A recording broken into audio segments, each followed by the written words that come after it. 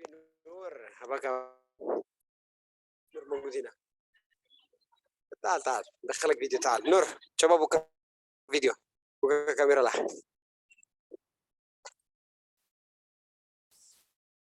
Nur Nur apa kabar? Waalaikumsalam.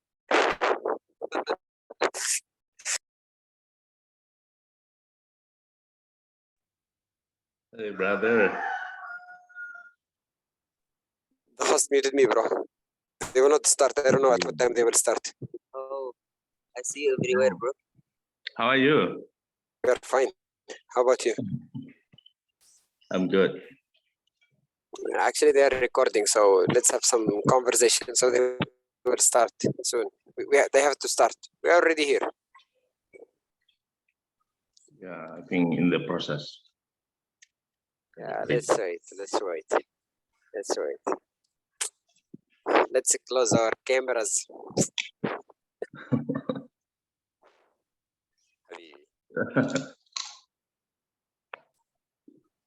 Masih ingat?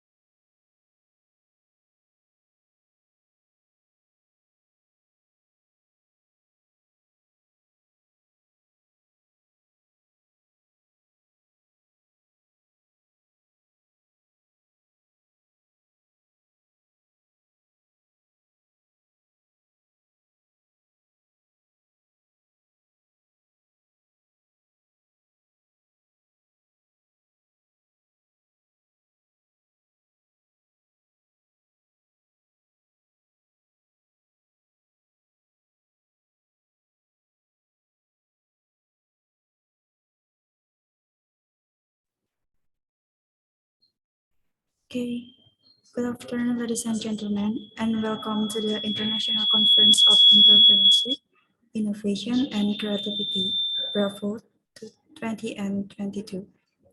This conference is organized by the Faculty of Vocational Studies Universitas Brawijaya, Malang, Indonesia. Before that, let me introduce myself.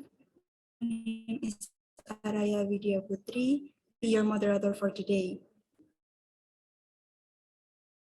important session. However, before that, allow me to read out the presentation rules.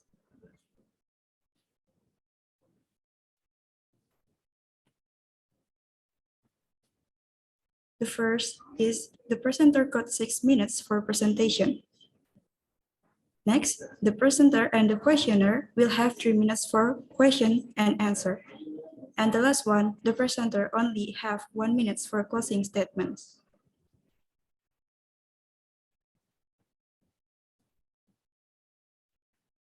So, let me introduce our first presenter for today. The first presenter is Mr. Alec Roda Michael King. And for Mr. Alec, the time is yours.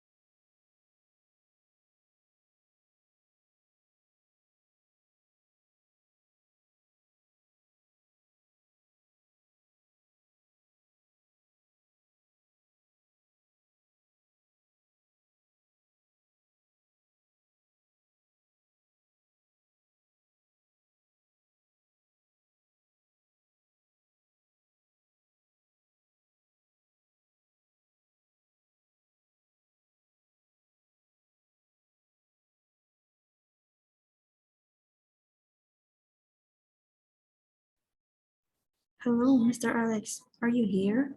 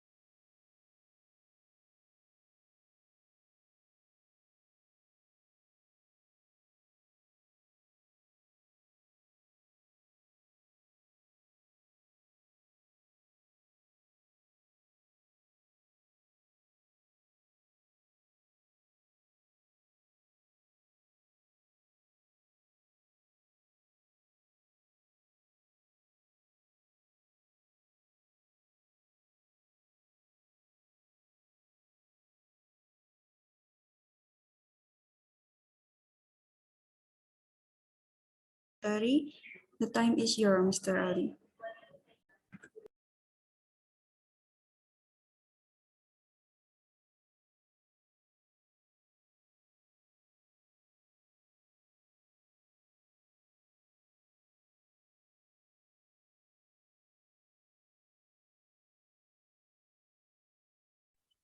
Okay, wait for a while.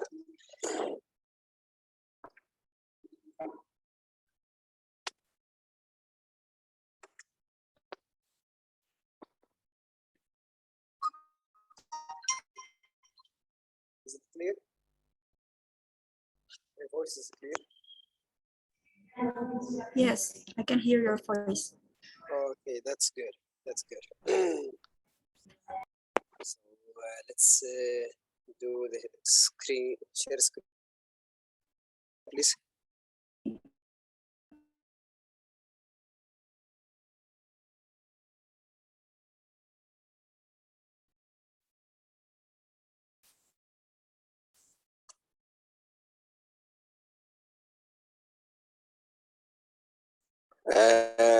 Can you allow me to share my screen, please?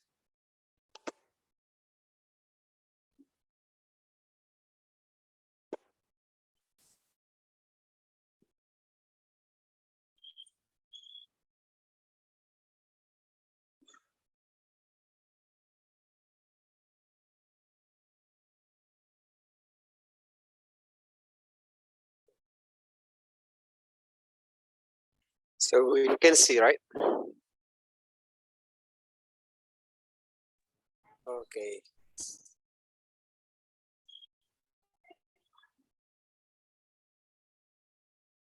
Okay. So hello everybody. My name is Ali Abdurrahman Al-Maqtari, and I am a graduated student from Chemical Engineering Department at Undip University, Diponegoro University. So the topic today is going to be about the environmental impact evaluation of different alternative fuel substitution risk. So it's kind of complicated for you to hear about clinker production and so on. I don't know if there are some students of chemical engineering. Are they over here? Hello? There is no chemical engineers. I think you only one. Okay. So it's going to be a little bit boring because it's going to be super technical, but I don't know. I will try to make it as simple as possible so everyone could understand. Over here, let's start with the introduction. So this is the introduction of clinker, which is the main material for cement. Everyone knows what is cement actually. It's a fine ground non-metallic in organic powder. You just mix it with water, so you will get that material to stick stuff and so on, so you can have and the clinker is around 90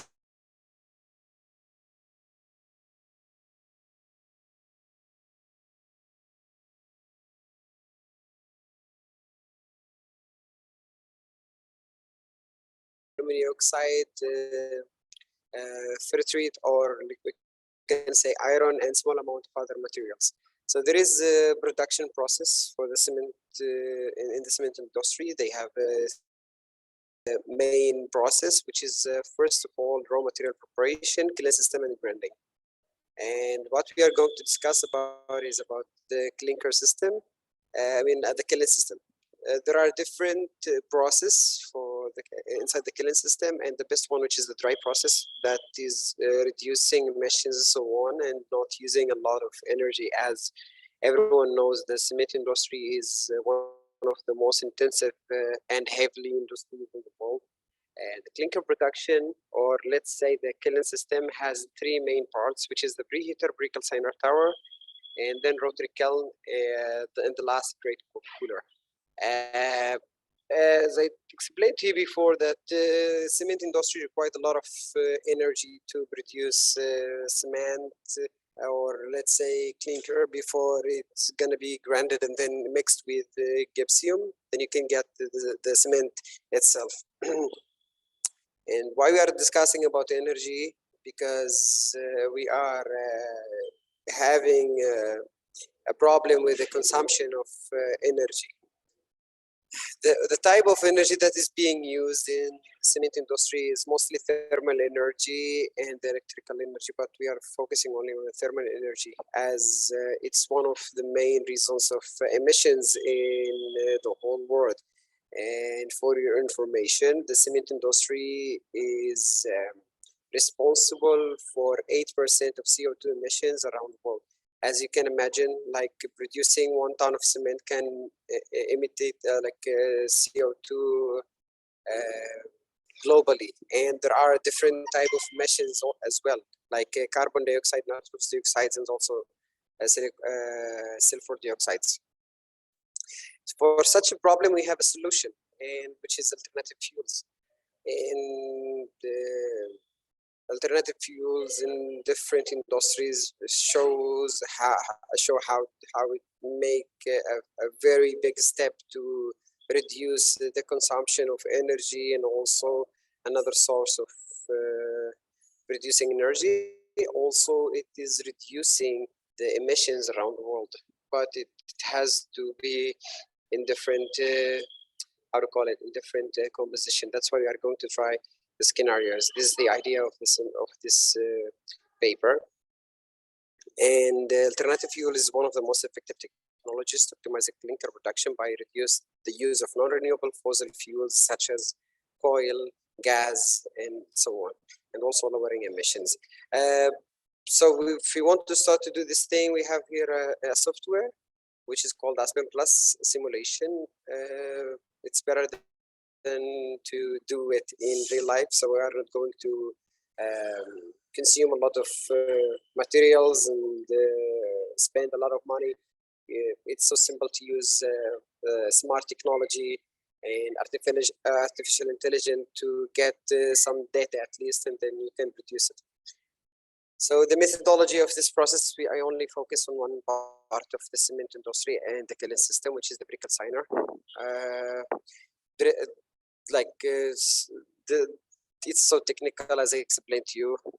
I only focused on that blue part where the utilization of fuel alternative, the utilization of the alternative fuel scenarios, which have been done using data from cement industry in Yemen, and the alternative fuels that I have used, and they got their data from the literature, which is tire drift fuel and also plastic waste, which I have made a mix between both of them with different percentages. Here is the validation scenario. The first is 100% of coil. I compared between the literature or let's say a previous experiment by Zhang, which is using the same software, and we got similar data, as you can observe on the screen.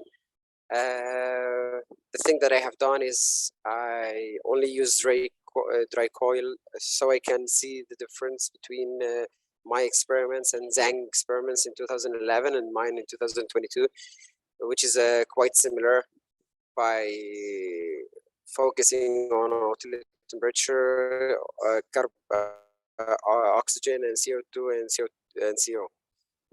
Here is this scenario number one, where I was trying to first try the tire drift fuel 100%, the second one only plastic waste 100%, and then I start to mix between plastic waste and tire drift fuel with different percentages like 80%, 20%, 60, 40, 50, 50.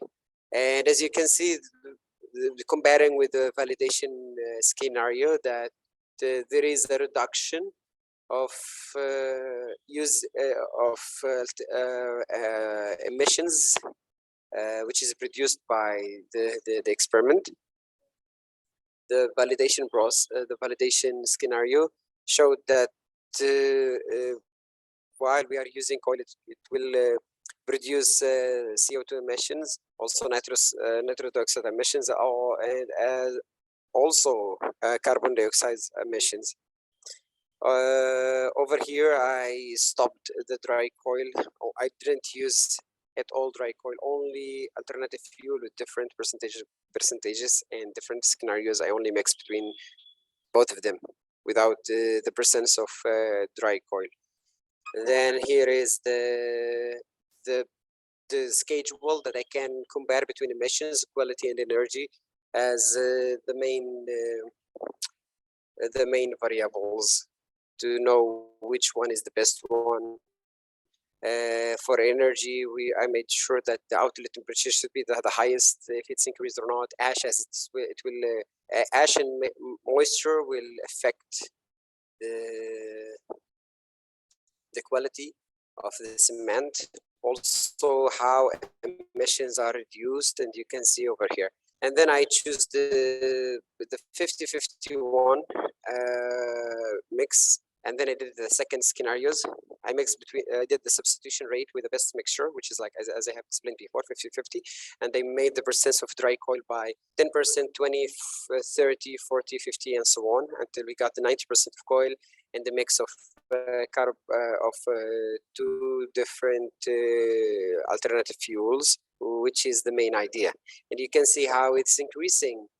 As we are using more coil, it is increasing more emissions, and in a point it could be also worse than only coil alone. So we have to concentrate in which composition we need to use. Here is the conclusion of mixing these three types of coil.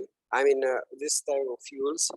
The final conclusion is, as you can read, alternative fuels are effective in environmental emissions reduction. So it will essentially reduce the emissions.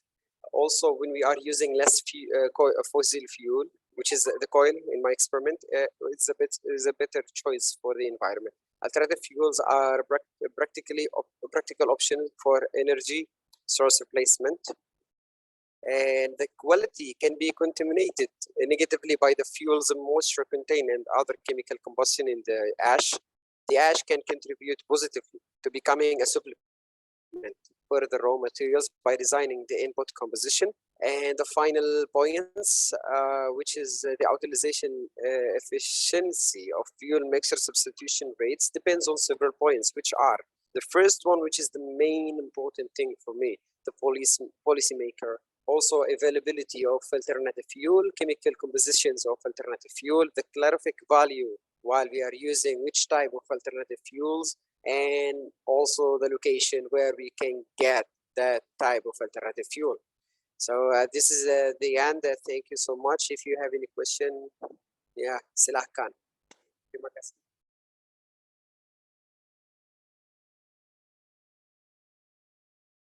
Is there any question?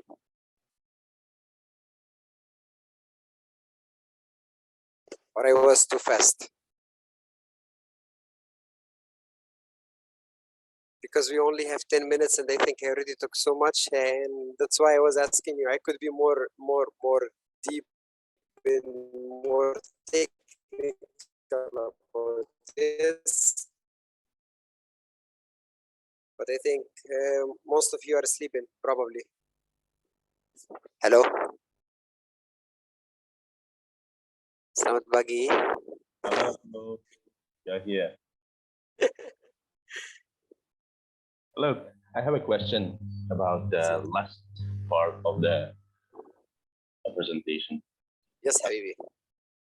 By the way, thank you for that presentation. It was new knowledge for me because my background is not engineering. Why the last part? I think in the last slide you explained about the important point of the what is that? Policymaker. Yeah. Why? I mean, the concept is why is important. Well, look, in this world, as we can see in everywhere, when we are talking about alternative fuel and this kind of problems because of the climate change and so on, we are hearing a lot of topics discussing the situation, and they only implemented in several countries. But when we have a really important issues, we see that alternative fuels or any different source of energy are useless. For example, let's say about the war in Ukraine and Russia.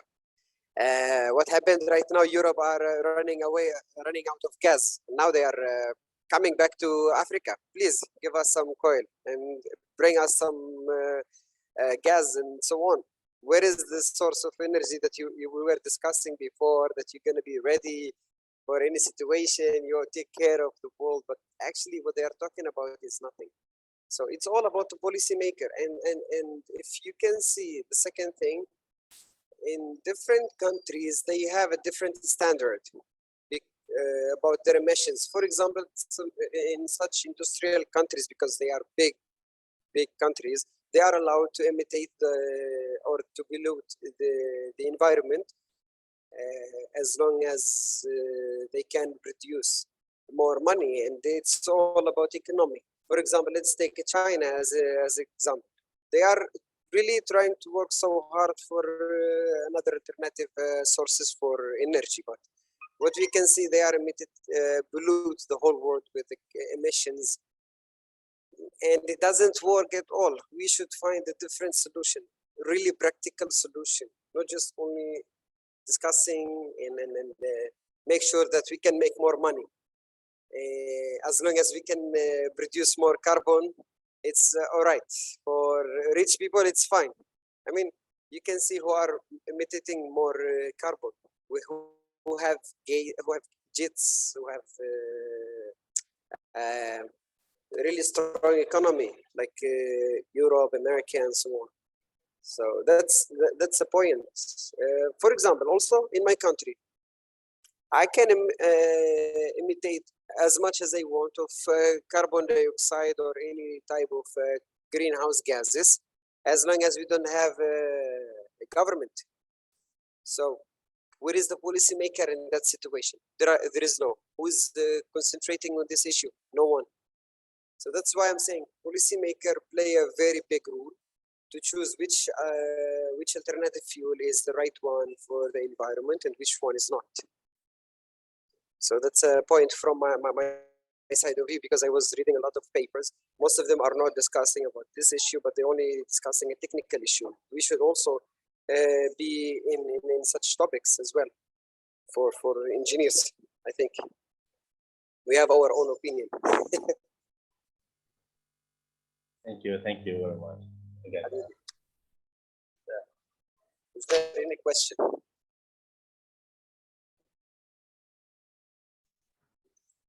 I'm sorry, the Q&A session is over now. Habis? Sudah? Yes. Okay. All right. Thank you, Mr. Ali, for the great presentation. Yeah, you're welcome. Next, okay.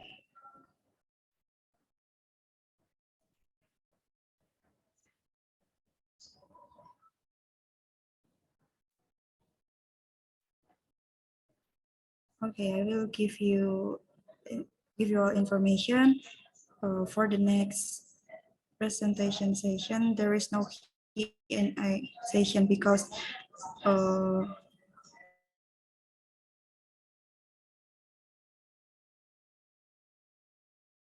for the next presenter, we have Mr. Aliyah Ahmad Fikri. No. For Mr. Aliyah Ahmad Fikri, the time is yours. No. Can you see my screen? Oh, I'm sorry. Can you see the slide? Yes, I can see it. Okay, hopefully my internet is okay because it starts raining here. Assalamualaikum and greetings to everyone here. My name is Aliyah binti Ahmad Fikri from Department of Design and Visual Communication, Polytechnic Ibrahim Sultan, Johor, Malaysia. So today I would like to present the research paper titled Prototype Development and Evaluations of an Edutainment Game for Kong Kong Chalet Terapung. So actually, as a new and unique idea in tourist marketing and visitor interaction, gaming has been adopted by certain tourism sectors. Gamification is described as the use of game design elements and game thinking in a non-gaming context, and it may take many forms from brand awareness to customer engagement. Because of its impact on consumer loyalty, it is seen as a revolutionary advance in business. According to predictions by Zhu et al. In their paper, Gamification in Tourism, gamification will be adopted by half of all global organizations. And gamification has been shown to be beneficial in a variety of fields, including marketing, business, health, education, and more. In travel and tourism, the game techniques of gamification are used to engage customers and drive them to meet certain goals or objectives, such as an example is where in the Philippines is Sam and Matthew gamified virtual tour, which allows users to immerse themselves in the next best thing to real travel in Philippines. So next is Kong Kong Chalet Terapung. What is Kong Kong Chalet Terapung? Actually, it is a rough-based chalet accommodation at Johor, Malaysia. It is located at Mendana Street in Pasir Gudang. KK City is well known as being a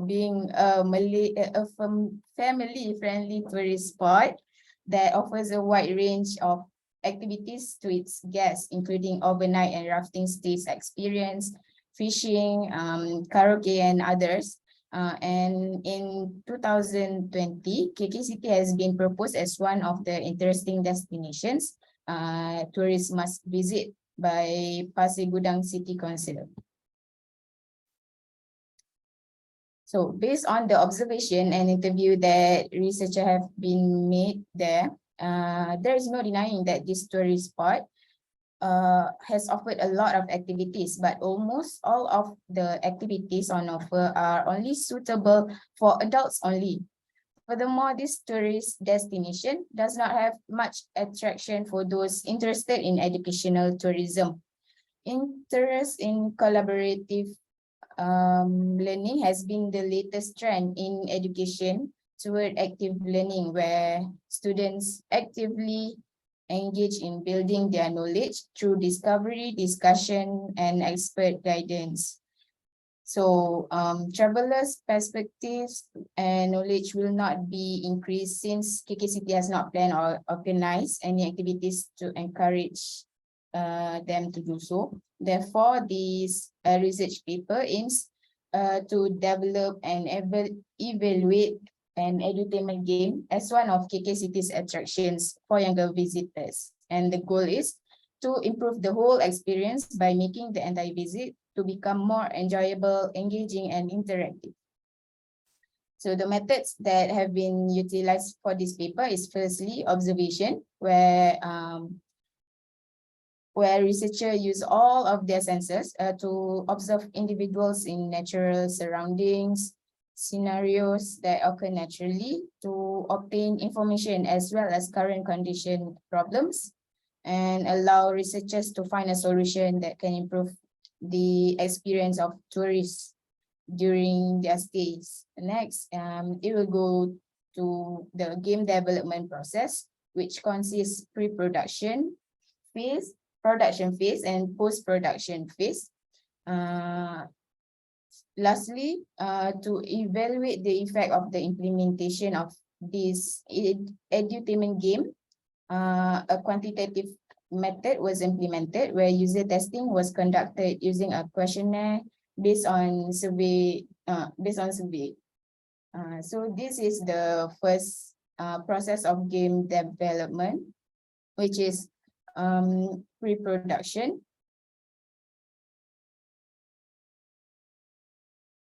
So the researcher will start with project planning, which is a flow chart of the edutainment games course. And then the obtained data from observation is used to design and sketch the interface to simulate the surrounding of KK City into a gamification. And it also covers the UI layout, game materials, and navigation flow. At this stage also, the game's name and logo are also being developed, and this game called KK City Quest. So next is production phase. This phase will consist of vectorizes game assets in Adobe Illustrator. Then the game character development is built starting from sketch to vectorize and creating movement sprites of the character. And then the phase then goes on to the prototype process, which the game asset that have been vectorized is put in its own category in the game engine. And coding is also being created to create this prototype. Next is finally the post-production. In this phase, the researcher fixes the prototype flaws and bugs found after testing it with some volunteers, and then the prototype is then published and exported as a link so the user may play it online. So this survey was conducted involving 45 respondents to evaluate the effect of the implementation of this edutainment game at KKCP. There were 17 male and 28 female Polytechnic Ibrahim Sultan respondents, including students, lecturers, staff, and also Kongkong Shelley Terapung visitors that have children or younger siblings, since they have to help the kids to fill up the survey questionnaire form.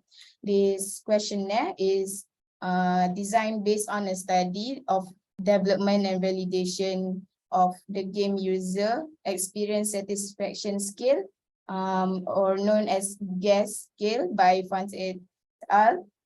In 2016. The GAS scale was developed based on a rigorous system of skill development and validation that meet the need required. Each participant took part in a single test session of 30 minutes in duration. So there are about 21 questions that have been categorized by sections, which are usability and playability, enjoyment, personal gratification, and also user interface.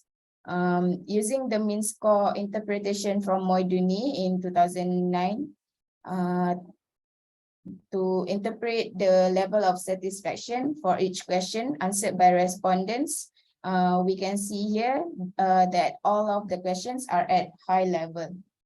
So from the results of the evaluation, the researcher finds that the level of respondents' perception is at high level, and this game material possess good functionality in terms of usability and playability, enjoyment, personal gratification, and user interface. And also digital activity can make a floating chalet experience more exciting. This can ensure that the interaction that takes place between users and instructional materials is effective and seamless, resulting in an experience that both more fun and memorable. So for the conclusion, this study has the potential to provide insights into the application of innovation in utilizing the edutainment game prototype to become a digital activity if they are interpreted correctly. The findings of this study will be an assistant to Kongkong Shelley Terapung in the process of carrying out follow-up actions and activities that are better suited to fulfill the requirement and anticipation of visitors. As a result of this, the findings of this research have shown that visitors to KKCT will serve as a primary driving force in the growth of the action gaming platform in the future. And lastly, according to the results of the data analysis, it was discovered that young tourists in general have a positive perspective on the usage of edutainment game as one of the activities at Kongkong Shelley Terapung, and that their skills in using this application have improved compared to when they first began using it. That's all from me. Thank you. If have any question, can ask.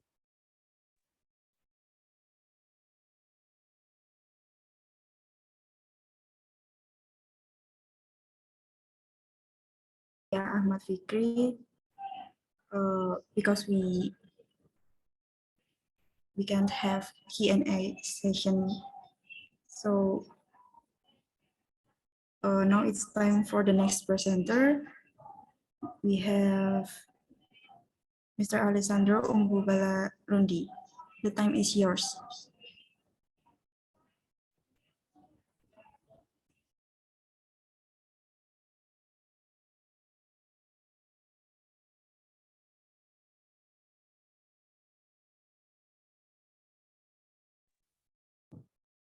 Test.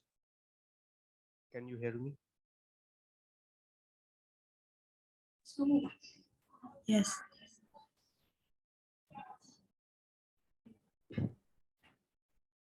Good afternoon, everyone. Introducing myself. My name is Alessandro from Tunas Pembangunan University.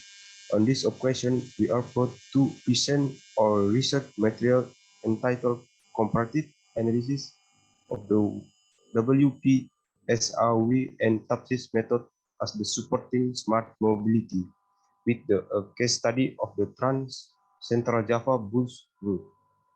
This research was made by 4 group members, namely my colleague Adi, Nina, and Mrs. Farah. In Indonesia, especially in Central Java, several cities are pioneering smart city. As we know, there are several components of smart city, namely smart governance, smart living to smart mobility. This is what analysts use to conduct research, especially a support for the realization of element smart mobility. Information technology begin to be applied and innovation in smart city management. This is realized real side with the smart city program. Smart city implementation is carried out to improve people quality of life. One way is to implement element of smart mobility is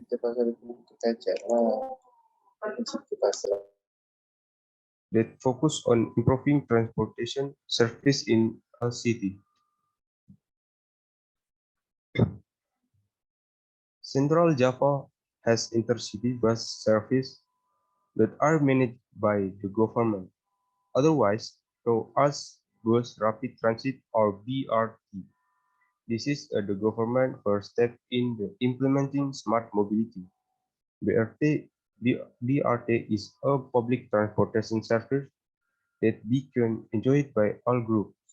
Currently, BRT has 6 routes and plan to add more routes due to the high intuition of the people. Route selection can be supported by a decision support system approved. The purpose of the DSS The purpose of the GSS is to assist the government in the selection the best route.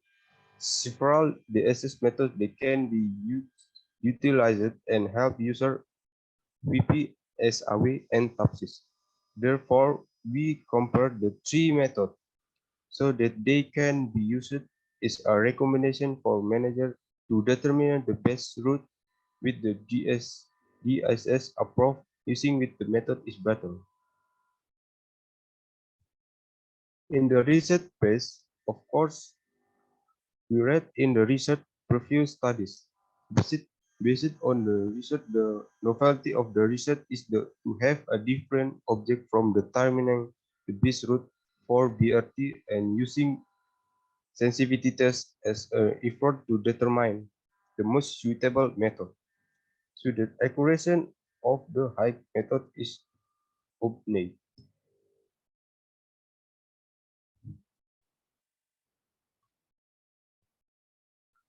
The, the, the research methodology that we carried out, namely problem identification, literature review, calculation between the 3 methods with the same object, comparison, and the final step, namely evaluating with the sensitivity test to find recommendation with the high hits accuracy.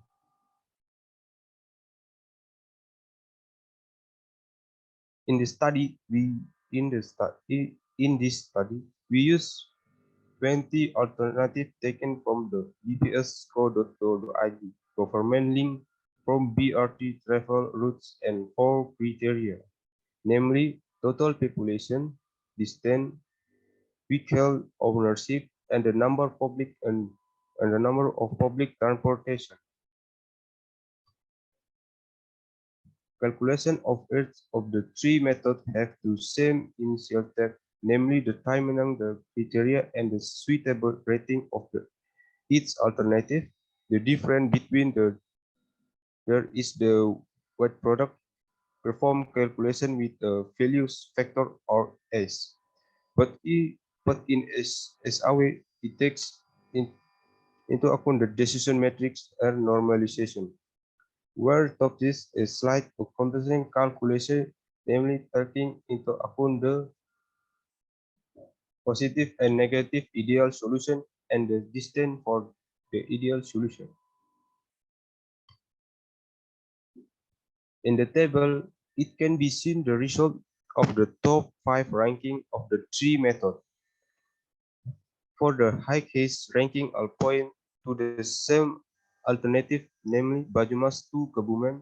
The ranking do show the same result, but the preference value of the final result is different. The grid preference value is owned by the SAW method because the calculation process is dominated by multiplication. Furthermore, the second largest value belongs to top because the calculation process is dominated by multiplication, exponents, and division. Like the case with the weight product method, which is dominated by division, so that is the smallest value among the there. Furthermore, the sensitivity test is carried out by manipulating the exciting preference. The result of the sensitivity test of the 3 methods show different results. The test result for each criterion were in the white product method. The result of testing criterion show a small and variable percentage, but when the final sum the less of the 3.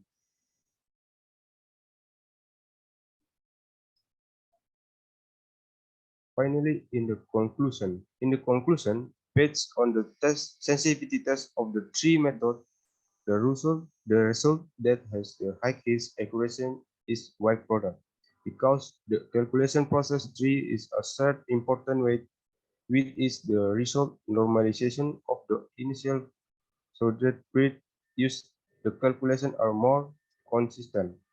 Therefore, the routes chosen and the new BRT route are Banyumas to Kebumen, Kudus to Pati, and Rembang to Blora.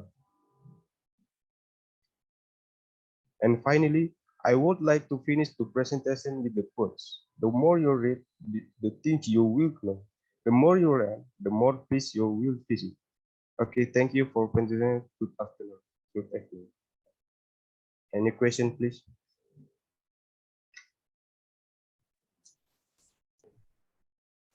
Okay, thank you for the great presentation, Mr. Alessandro. Now it's time for the next presenter. We have Miss Alia Dian Kusumawati. The time is yours now.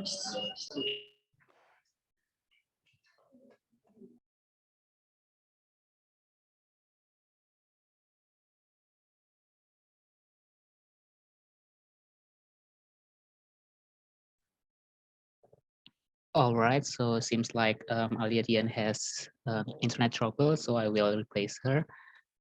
Thank you for the opportunity. Good afternoon, everyone. I would like to explain about our community service activity, or in Indonesia, we call it as pengabdian kepada masyarakat. The topic of this activity is development and of product permission, branding, and digital marketing at small medium enterprise at Alir Cafe, coffee shop, and roastery, Singosari District, Malang Regency. All right, let me introduce our base team. Here are Afifah Rahmawati, Ahmad Usama is myself, and Alia Dian Kusumawati. We are from Brawijaya University, Indonesia. As we walk into introduction, not just a regular beverage, coffee is now a culture, tradition, trends, and lifestyle that is now consumed by all levels of society, especially in this globalization era. One of the coffee shops in Malang Regency is Alir Cafe. Based on the results of the interview that is done with the SME owner, the number of coffee products produced and sold by the SME is still not much. Therefore, it is necessary to empower and assist the SME to increase the demand for coffee products at Alir Cafe. The conducted programs of the CSA team that are offering innovative solutions to the SME partners, such as the assistance in obtaining SPP IRT licensing, SME's profile branding through YouTube, and online marketing through official social media accounts. Here are aims of programs of this activity. The first one is to support business activities of the SMEs. to improve the SME's branding profile and to gain products legal permission. And the method execution, this program is implemented from July to November 2022. And the main activities we carry out include the following stages. The first one is preparation, which is coordinated with the partner, performed site survey, identified the problems and solutions, arranged activities timeline, and prepared the necessary tools and materials. The second one is implementation, which the CSA team did legal assistance in the form of SPPIRT, SMS profile branding through YouTube, and online marketing through official social media accounts, which are Instagram, TikTok, Shopee, and Tokopedia. The latest one is controlling and evaluation, which is aimed to find out the growth and outcome of the implemented programs as the solution of the SME's problems. Here are the results of the programs. The first one is from SPPIRT licensing. There are a few steps. The first step is preparation for registration of SPPIRT. It begins with the introduction of SPPIRT to the partner, such as covering the meaning, legal basis, objectives, benefits, requirements, and submission procedures. The next activity is to collect the tools and materials needed, then make repairs to the product label according to the provisions. The next step is registration of SPPIRT. There are 20 types of coffee products from SMEs registered by SPPIRT. The SPPIRT registration process is carried out electronically through the SPPIRT application. After completing the input, the system will analyze whether the SPPIRT can be issued or not. Here, the following image is the flow of registration and issuance of the SPPIRT application. The last step is survey preparation from the health service, which the preparations made included printing the PIRT certificate file, printing the latest product labels, installing product labels, and setting up the product on the display in Alir Cafe, which is later being held by health service partner. The next result is issued to SME's profile branding, which are divided into a few steps. The first one is content making. For Instagram and TikTok, the main topics that applied in the social media includes education, information, entertaining, and promotion, which the detail of the information of the amount of each contents are showed right below. And then here are the implementation of increasing profile branding through YouTube. There are several contents to be conducted, which are logo bumper, company profile, education of post-harvest coffee processes, and interview. The insight feature can be used as social media analytics to increase marketing effectiveness in managing products to be valuable. Here are some graphics of social media insights from Instagram and TikTok. And here is the YouTube results. The increases and decreases in each content can occur due to differences in topics, copywriting, attractiveness of the content, the duration of the contents, and upload times for each content. The evaluation contains the pros and cons of the programs that have been implemented. The pros itself is the factors that support the running of this activity are team partners who are very cooperative with the running of the activity, supervisors who provide guidance and input on ongoing progress, and teammates who support each other to make the activities run well. And the cons itself, there are some obstacles that arise when the activities are running, such as limited activities, because the ongoing condition is still in a pandemic era, and the team do not have direct access for Tokopedia account.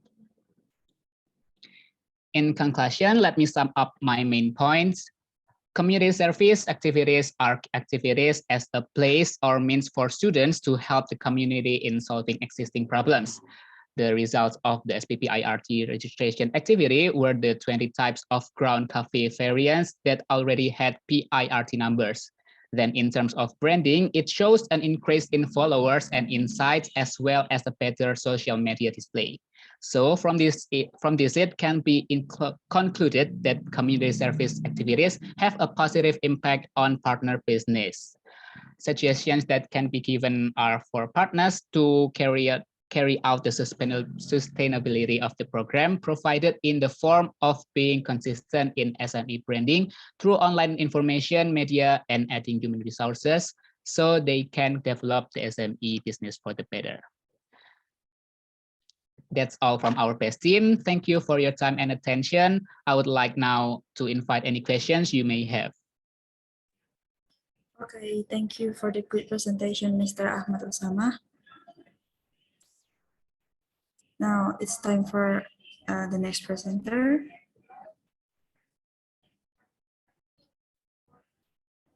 We have Ms. Angelica Garaiskan. The time is yours now.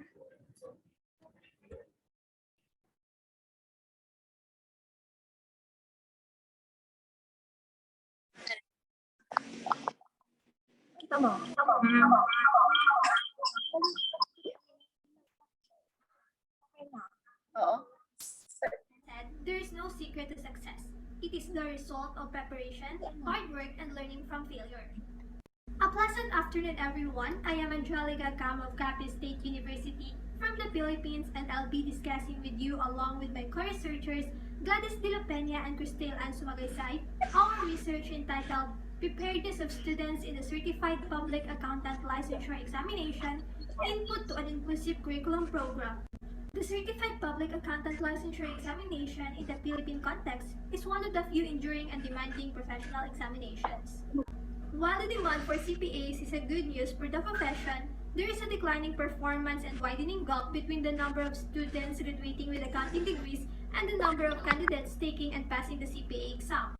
This acts as a wake-up call to all stakeholders to investigate the increasing number of aspiring CPA who are failing the exam and with additional difficulties in distance learning brought by pandemic. Thus, the main goal of this research is to determine the preparedness of graduating accountancy students. In addition, the findings will be used as a basis of input to an inclusive curriculum program to ensure the quality of graduates are prepared enough to take the licensure examination for certified public accountants. For the statement of the problem, generally, this study aims to determine the preparedness of accountancy students in taking the Certified Public Accountant Licensure Examination. Specifically, this study seeks to answer the following research questions. Number 1, what is the level of preparedness of the students in the Certified Public Accountant Licensure Examination in terms of the following learning domains? Cognitive, which includes the 6 major subjects in the licensure examination. Affective, which includes the study habits and practices and environmental factors, and psychomotor, which includes school participation. Number 2, what is the level of preparedness of the students in the Certified Public Accountant Licensure Examination in terms of age, gender, family monthly income, school enrolled, classification of present residence of students? Number 3, is there a significant difference in the level of preparedness of accountancy students as a whole and when grouped according to age, gender, family monthly income, school enrolled, classification of present residence of students? Number 4, what input can be drawn based on the result of the study? For the hypothesis of the study, there is no significant difference in the level of preparedness of accountancy students as a whole and when grouped according to age, gender, family monthly income, school enrolled, classification of present residence of students. The theoretical framework of the study is the Bloom taxonomy developed by educational psychologist Benjamin Bloom. It identifies 3 domains of learning: the cognitive, affective, and psychomotor. Brown et al. 2010 pointed out that these domains correspond to different levels of learning as a means of organizing and classifying higher education learning objectives and assessment. The conceptual framework of the study consists of the relationship of dependent variables, which is the demographic profile of the respondents, such as age, gender, family monthly income, school enrolled, and present residence of students. Then the dependent variables, which is the level of preparedness of accountancy students, the cognitive domain that includes the taxation, advanced financial accounting and reporting, management advisory services, financial accounting and reporting, auditing, and regulatory framework for business transactions. Affective domain that includes study habits and environmental factors, and psychomotor domain that includes school participation, and the input, which is the inclusive curriculum program. This study utilized a quantitative descriptive method of research. The respondents of this study were the 142 graduating accountancy students who were officially enrolled in the school year 2022-2023 from the 5 academic institutions in Capiz, Philippines. Weighted mean and standard deviation were used in determining the level of preparedness of students in terms of cognitive, affective, and psychomotor domain in the Certified Public Accountant Licensure Examination and their level of preparedness in terms of age, gender, family monthly income, school enrolled, and classification of present residence. The t-test for independent samples was used to test the significant difference in the level of preparedness of the students as a whole and when grouped according to classification of present residence. Additionally, the one-way analysis of variance, or F-test, was used to test the significant difference in the level of preparedness of students as a whole and in terms of gender, age, family monthly income, and school enrolled. The result in Table 1 implies that the level of preparedness of the students in the Certified Public Accountant Licensure Examination in terms of cognitive, affective, and psychomotor domains, when all the 142 respondents were taken as a whole, data revealed that the level of preparedness of the students in the licensure examination was high. The result in Table 2.1 implies that the students between the ages of 20 and 22 were much more prepared to take the CPE licensure examination compared to other age categories in terms of the three learning domains. The result in Table 2.2 implies that regardless of gender, all students were equally prepared to take the CPE licensure examination, as the licensure examination was created to assess students' comprehension of accounting principles and concepts and is not based on gender. The result in Table 2.3 implies that the students' level of preparedness for taking the CPE licensure examination varies with their family's monthly income and has a great impact on their academic achievement, as students with high family monthly income were substantially more prepared to take the licensure examination than students with low family monthly income. The result in Table 2.4 implies that the students' level of preparedness for taking the Certified Public Accountant Licensure Examination varies with the school where they enroll. Students from different academic institutions does not share the same degree of knowledge of the 6 major subjects in the licensure examination, thus have different study habits, learning environment, and abilities to participate in school. The result in Table 2.5 implies that both students from urban and rural areas had a high level of preparedness to take the licensure examination. Preparedness for the exam can depend on a variety of factors such as the student's academic background and the amount of time and effort invested in exam preparation.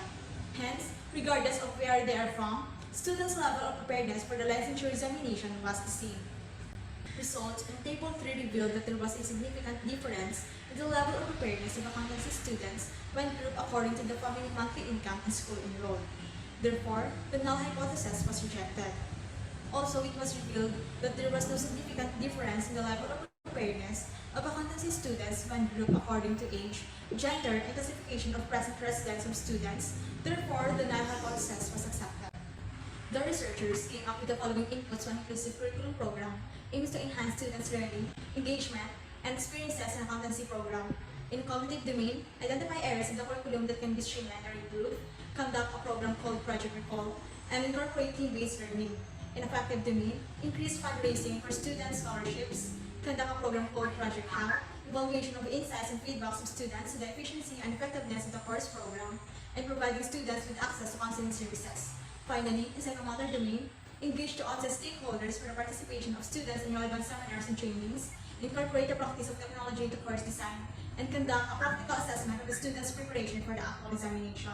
In conclusion, the students had a high level of preparedness in terms of the three learning domains, which implies that they are well equipped with knowledge, understanding, and skills that contributes to the preparedness and provides a higher chance of passing the licensure examination. In addition, the result shows that the level of preparedness of students in terms of cognitive domain was just moderately high compared to affective and psychomotor domains, where students had a high level of preparedness. Furthermore, the researchers found out that the accountancy students struggle most with taxation and management advisory services. Both ranked last among all of the 6 major subjects in the board examination upon determining the level of preparedness of students in cognitive domain. Taxation requires analysis and memorization of tax base and tax rates that changes if there's new enacted law, while math requires analytical skills to comprehend complicated problems and solutions, resulting to students having difficulty understanding the lessons that indicates lack of preparedness and confidence in those subjects.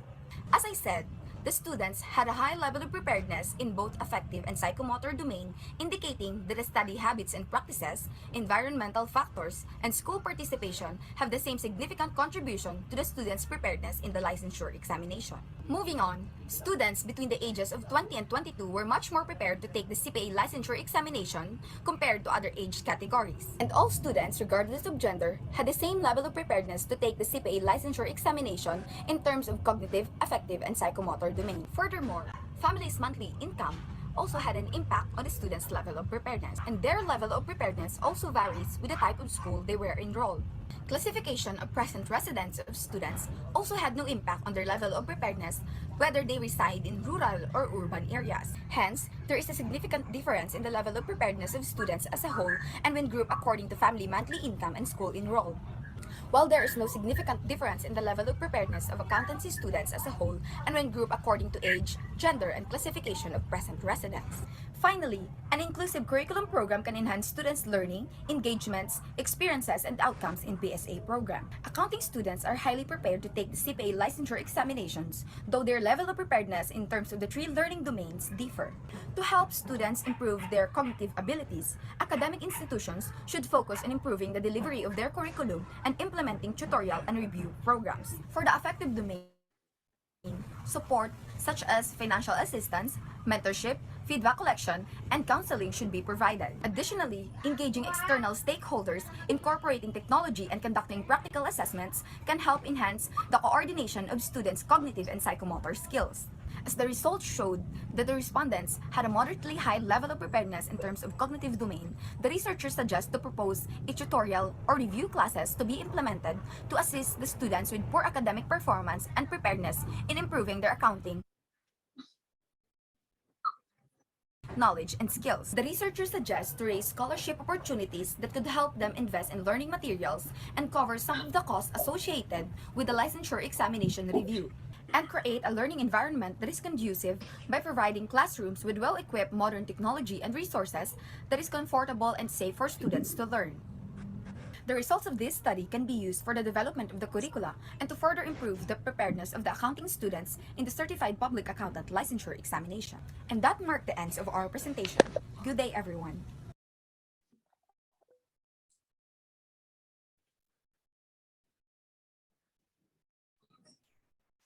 Okay, thank you for the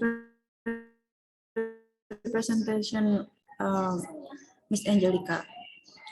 Now it's time for the next presenter. We have Ms. Alfia Valentina. The time is yours.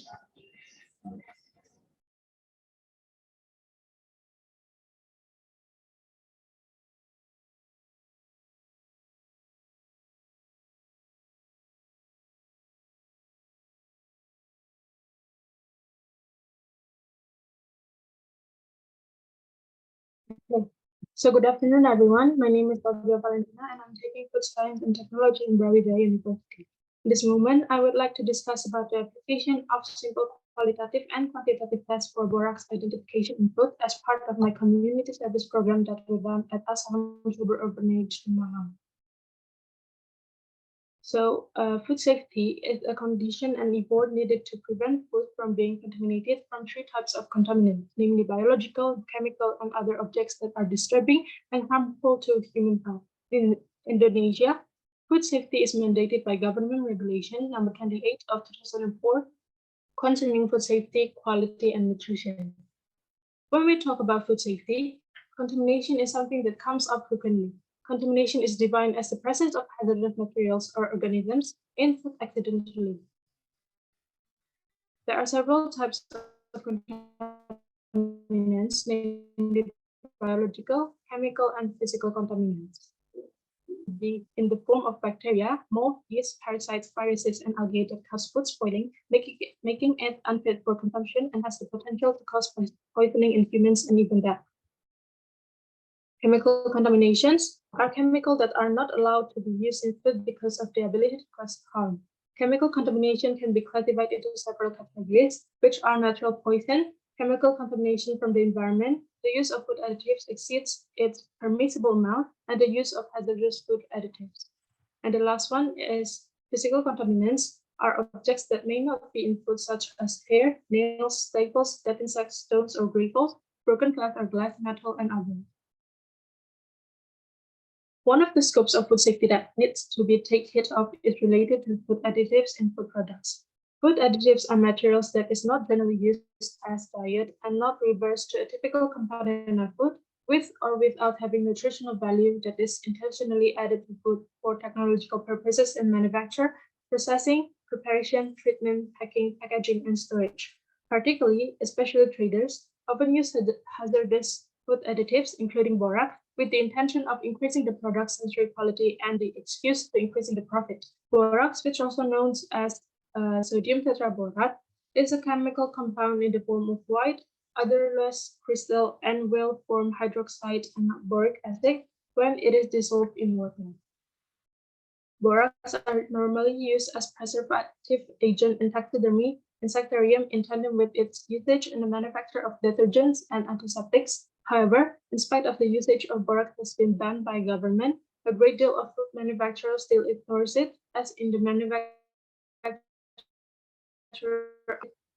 But here we'll focus on crackers. Crackers are snacks that will experience volume expansion, form a porous texture, and have a low density during brine process. Crackers are usually made out of materials containing high content of starch and given spices to add flavor. There are several types of cracker that is sold in the market, including rice crackers, tapioca crackers, shrimp crackers, and so forth.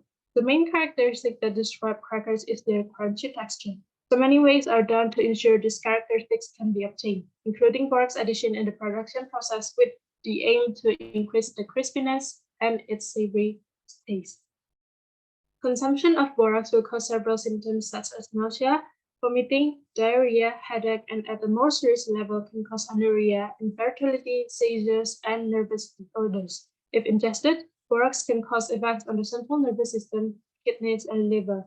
The effect of borax on the body does not occur immediately. However, continuous consumption of borax until it accumulates in large quantities may actually cause cancer and even death, as has been reported in several previous studies. One of the simple tests of borax is with the use of turmeric paper, and testing in the laboratory can be done using a UV-vis spectrophotometer. This study aims to identify the borax content in the samples quantitatively and to track the results validation quantitatively. These following are the materials and equipment needed to conduct the test, and on the right side, there are the methods for both qualitative and quantitative tests. So qualitative test was carried out using the turmeric paper method. The use of turmeric pepper to identify borax is the simplest test and is easy to make. In this test, the sample is said to be positive for containing borax if it shows a color change and show the same stain as the positive control.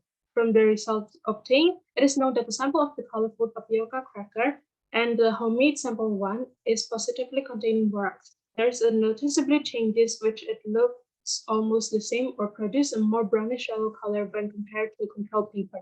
Keep in mind that this intensity of the color change that occurs depends on the borax content inside the sample. The higher the borax level, the darker the red color. However, negative results is discovered on homemade sample 2.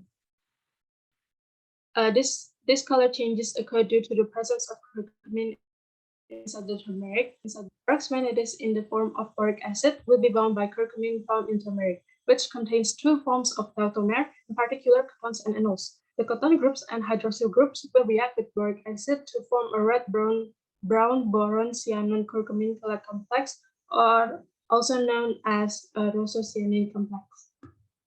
Proceed with the quantitative test based on the spectrophotometry results. The maximum wavelength measurement results from a standard borax solution is 550 nanometers. The measurement of the maximum wavelength enables us to determine the concentration of the material using the absorbance and the linear regression equation as well. The results obtained prove that both the colorful tapioca cracker sample and homemade sample 1 indicated the presence of borax at concentrations of 0.317 microgram per milliliters and 0.288 micrograms per milliliter respectively, while in homemade sample 2 there was no borax in it. So we get the same results as those obtained from a qualitative borax test using turmeric paper. Thus, based on the study results, it can be concluded that there are as many as 2 samples that contain borax in the qualitative test using the simple turmeric pepper, means that there are still traders that use borax in their products. The same results are shown in the quantitative test using spectrophotometry UV-based. Therefore, the results obtained during the qualitative test can be said to produce a valid and reliable data. And that's all from me. Thank you. Okay, thank you for the good presentation, Ms. Alvia. Now it's time for the next presenter. We have Ms. Erafil Joy. The time is yours.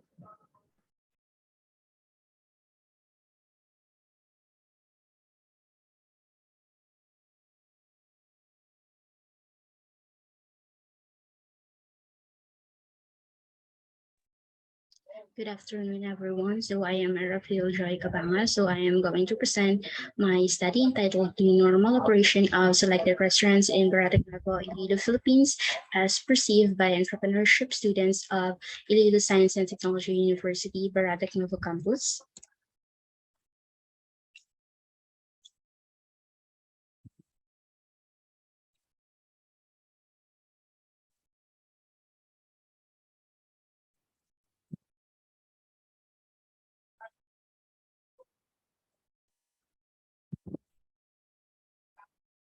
As for the introduction, the COVID-19 pandemic had caused customers' perception to become more pivotal and a challenge for the food business establishment to adjust just to retain their customers and keep up their sales. So the study was conducted to identify the entrepreneurship students' perception of the new normal operation of selected restaurants in Iloilo, Philippines in terms of food, service, facilities, cleanliness, and pricing. It also aimed to know whether a significant difference exists in those perceptions when taken as a whole and categorized in terms of food, service, facilities, cleanliness, and pricing when grouped according to weekly allowance, age, year level, and sex. As for the methodology, the study utilizes the descriptive survey method, and the participants were the entrepreneurship students of ESET Baratek Campus. They were selected using the simple random sampling method, and then the data were gathered, tabulated, and interpreted using the mean standard deviation t-test set at 0.05 alpha level, and then all statistical packages for social sciences or SPSS software was utilized. As for the results, when taken as a whole, students' perception of the new normal operation of select restaurants in Baratek Iloilo were rated excellent. The same goes with the food when categorized as to certain valuables. The same goes with the facilities and cleanliness.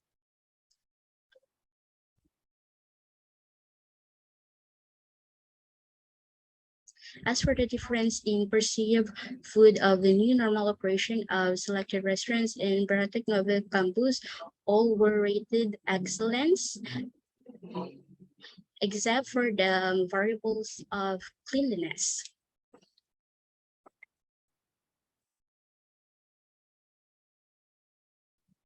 Wherein the null hypothesis was rejected, wherein there is a significant differences exists in the category of meat. So as for the conclusion, the new normal operation of selected restaurants was excellent and adaptive in terms of food, service, facility, cleanliness, and price, with a little modification and personalization. So when it comes to food, the students believe that the new normal operation of selected restaurants in Baratacabe, Iloilo, Philippines offers a wider range of options for their customers, and there is no significant differences occurred when grouped according to weekly allowance, age, tier level, and sex. So when it comes to the service, participants perceive that the restaurants can fulfill client standards for courtesy, thoroughness, and precision. As for the facilities, the participants perceive the selected restaurants as a great place to stay, especially in terms of atmosphere, comfort, and availability of goods during this new normal setup. For the cleanliness, the students believe that With disinfection and sanitation, orderliness and good sanitations are very important factors in launching a business in the new normal. Also, there is a significant difference exists when group according to weekly allowance each year level. And finally, when it comes to pricing, the students believe that their price has appropriateness and consistency that serve as an example of how to determine effective productive pricing, especially for low cost but high quality products. So the overall results of the study will serve as a benchmark on how the business will be positioned during this new normal setup. So that ends my presentation. Thank you. Okay, thank you for the great presentation. Now it's time for the next presenter. We have Mr. Israel. So the time is yours now.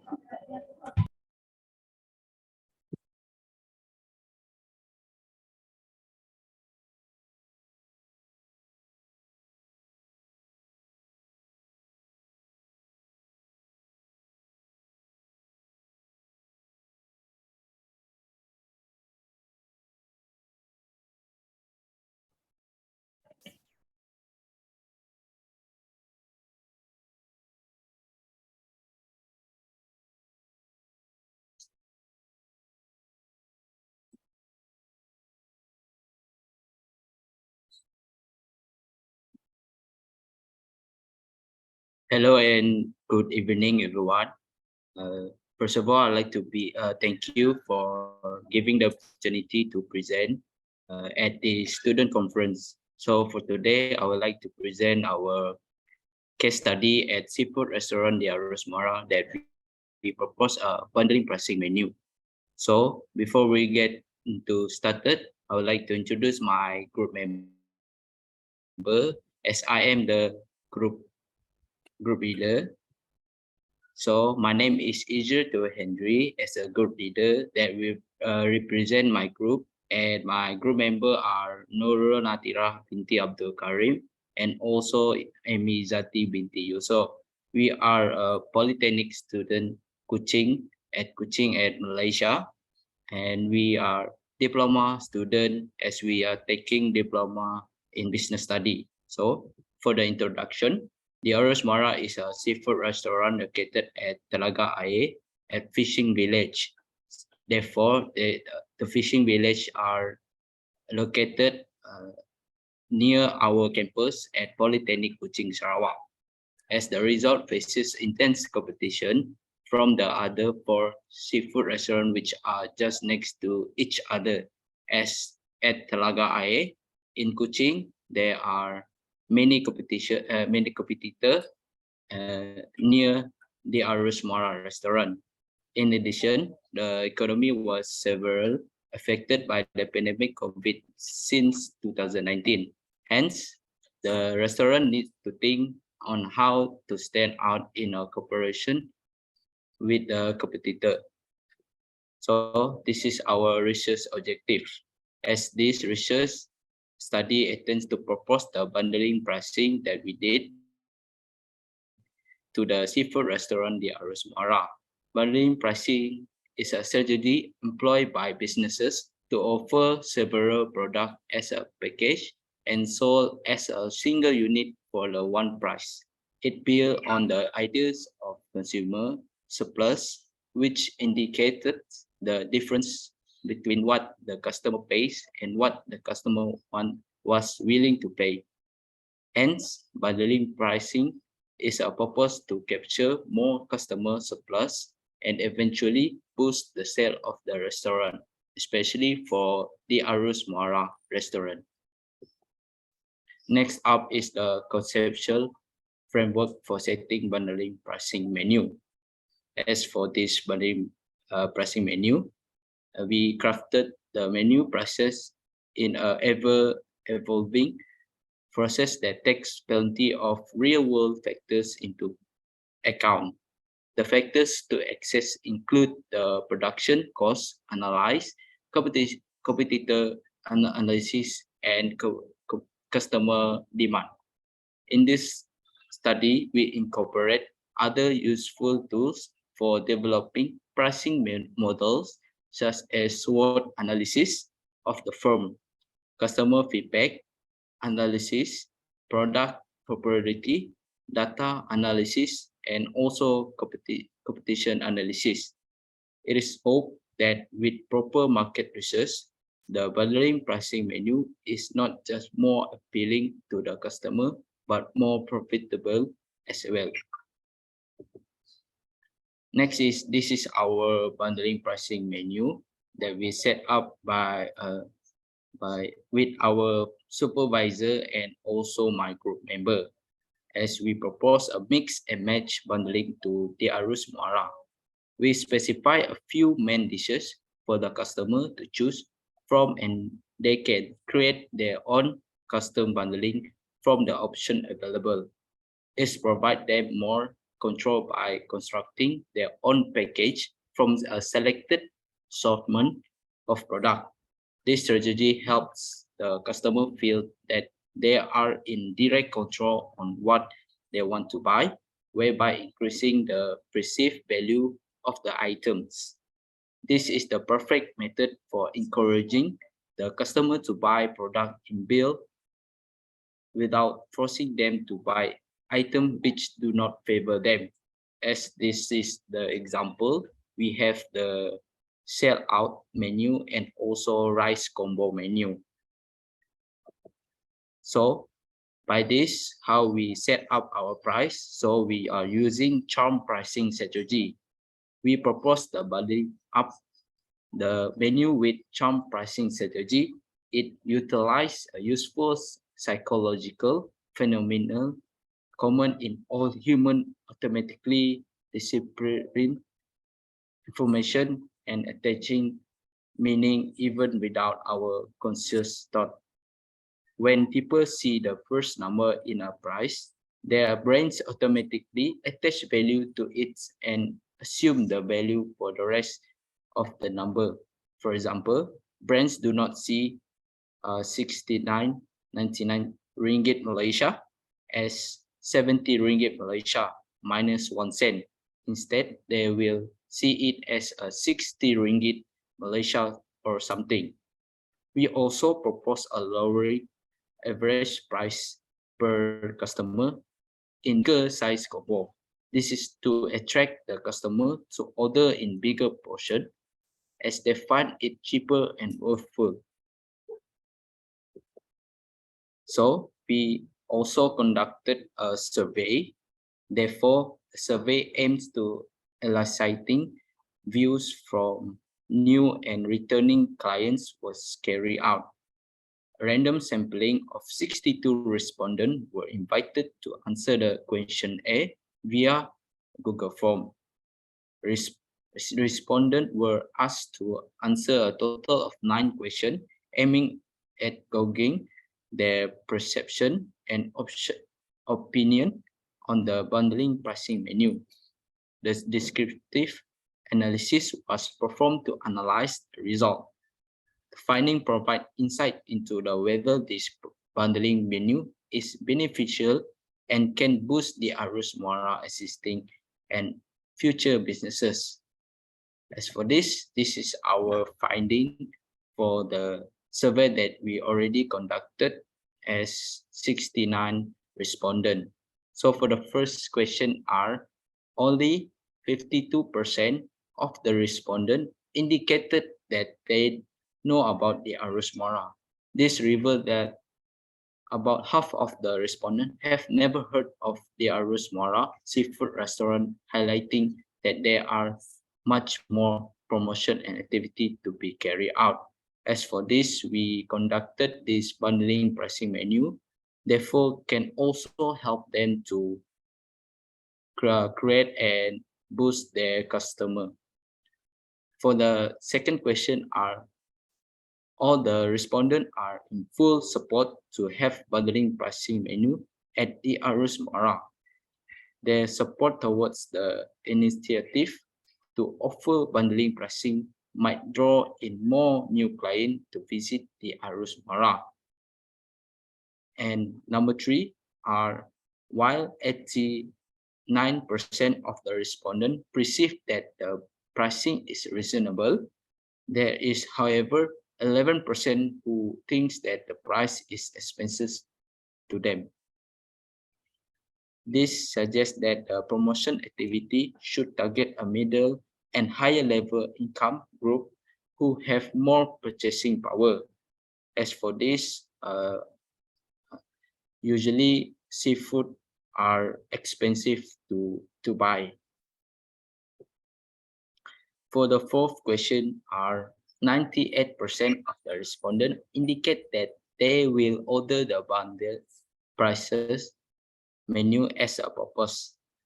At high rate show that the bundling pricing is effective in attracting the customer, as they could have food and drinks in bundles, and the most important, they have the right to choose the match their own bundles.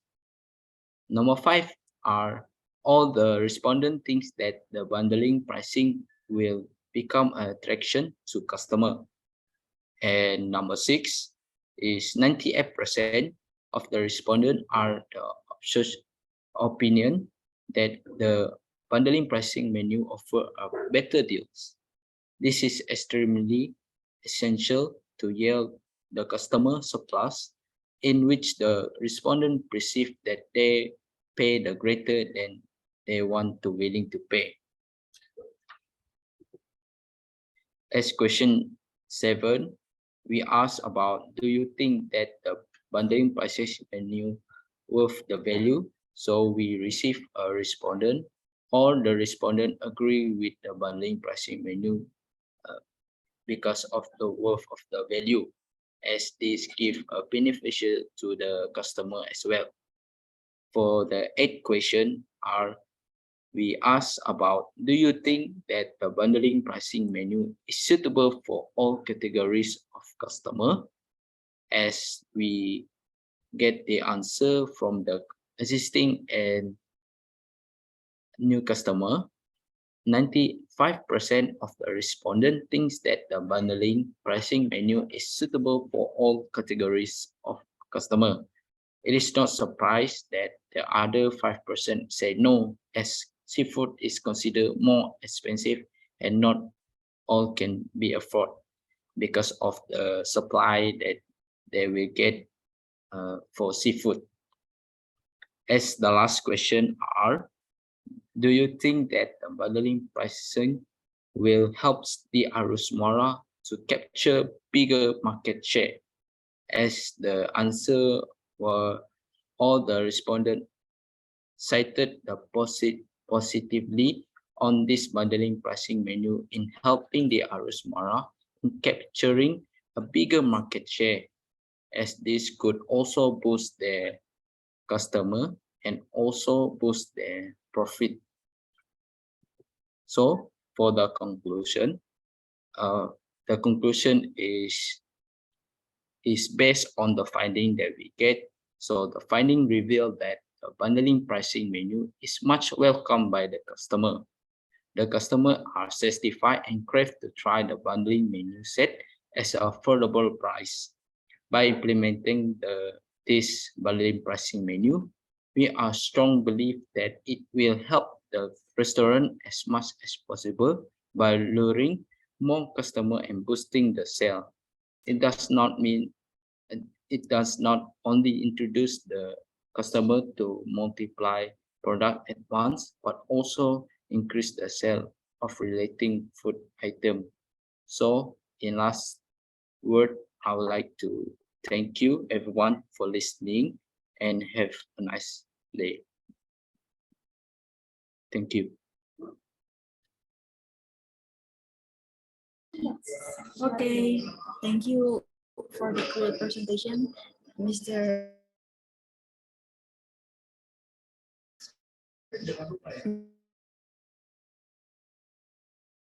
Time is yours.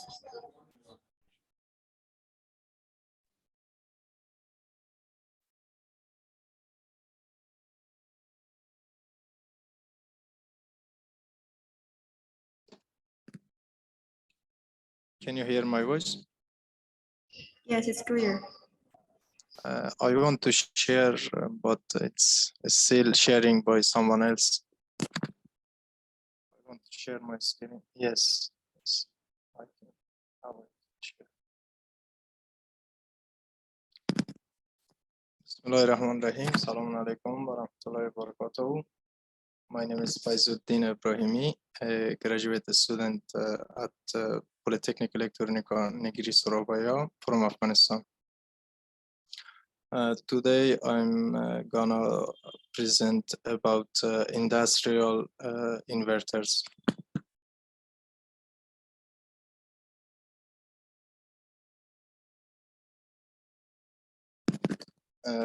In this study, we will design and performance comparison between a 15-level packed U cell and cascaded edge bridge multi-level inverter. This presentation contains research background problems, research contribution, system design, simulation testing, experiment result, and conclusion. In the last decades, the demand of energy produced from renewable sources has increased due to the environmental issue and decrease of classic fuel sources like oil, coal, natural gas. Among renewable energy sources, the most commonly used for grid connection are photovoltaic panels. When we talk about renewable energy and produce energy from renewable sources, the first thing that come to our minds is direct current or DC. So we need the AC for industrial use. Industrial usually use low or high voltage, low or middle voltage with high power. To overcome this issue, engineer invents a new type of inverter which called multi-level inverter. For the first time, this kind of inverter introduced in 1975. And the application of this kind of multi-level inverter is in industry, which requires high power. A multi-level inverter has a different kind of topology. Most common type of topology are cascaded edge bridge, flying capacitor, neutral point clamp, and PUC also. PUC is a new type of topology which invented in 2014. And in this research, we will compare it with most common type of multi-level inverter, which is called cascaded edge bridge or CHB. The things that is very important in the multi-level inverter is THD or total harmonic distortion, which is a result of switching.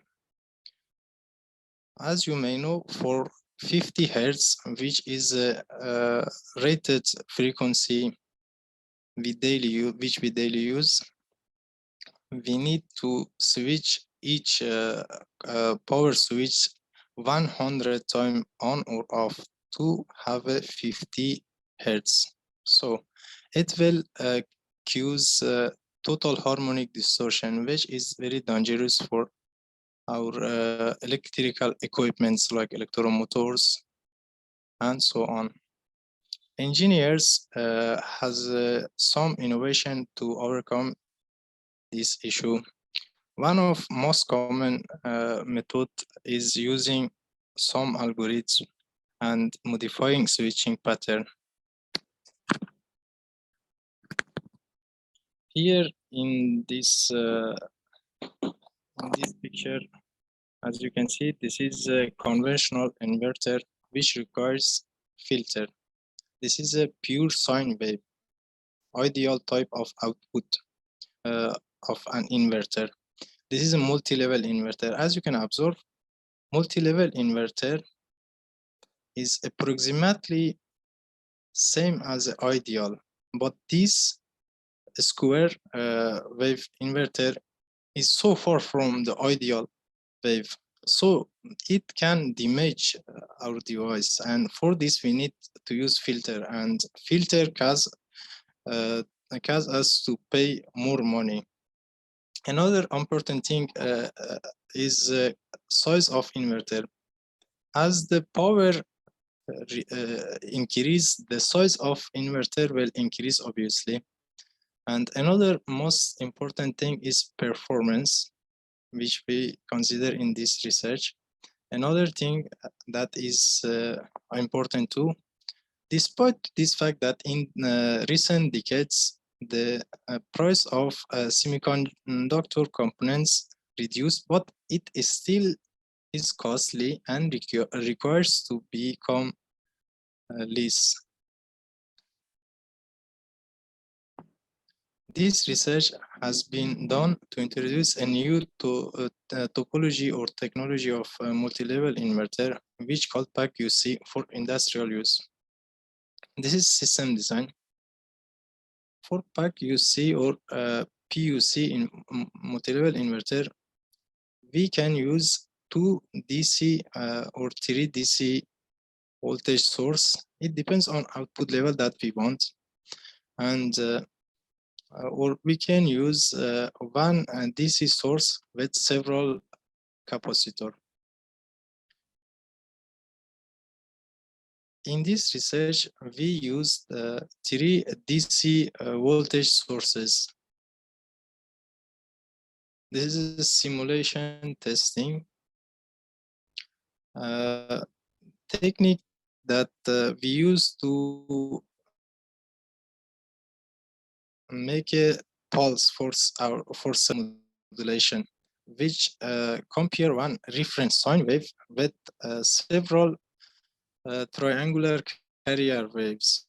As you can observe here, this is the result of a scope which has a one reference sine wave and 14 carrier waves. After that, this is a switching pulse, which we made using this technique. And when we apply this switching through our 8 switches that we use for 15 level, we will have 15 level of output voltage, which is approximately same as the ideal sine wave. To do this research, we use a preliminary study. This is experiment result. First of all, THD, because it's the most important thing in a multi-level inverter.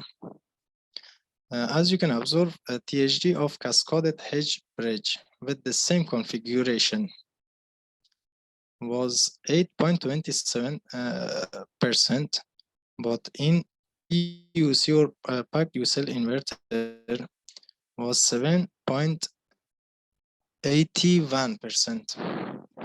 And this is a current THD of design inverter, which is 1.37 inverter. For performance analysis, we reduced the voltage 50%.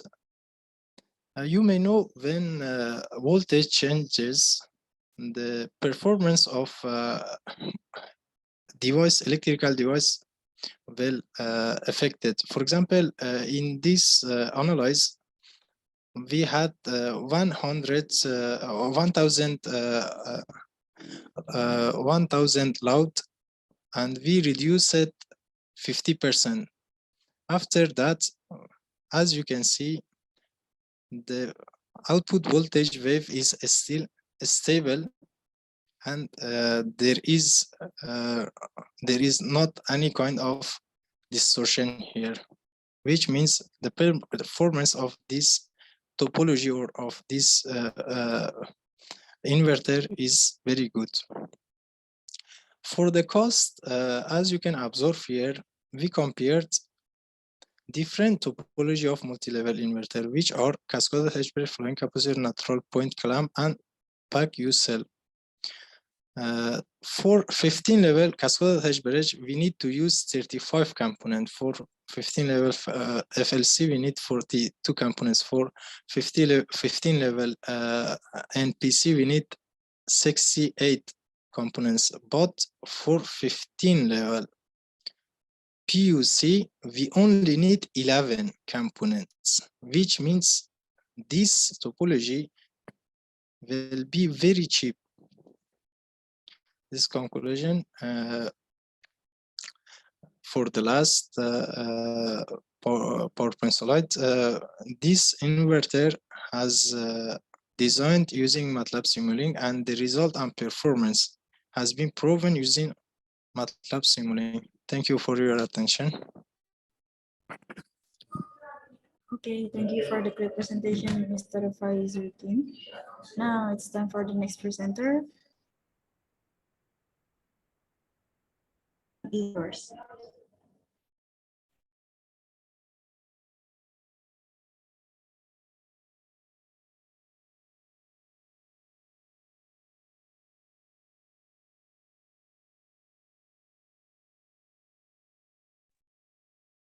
Thanks for the opportunity, moderator. Acting for agriculture is equivalent the greatest way to lead the world.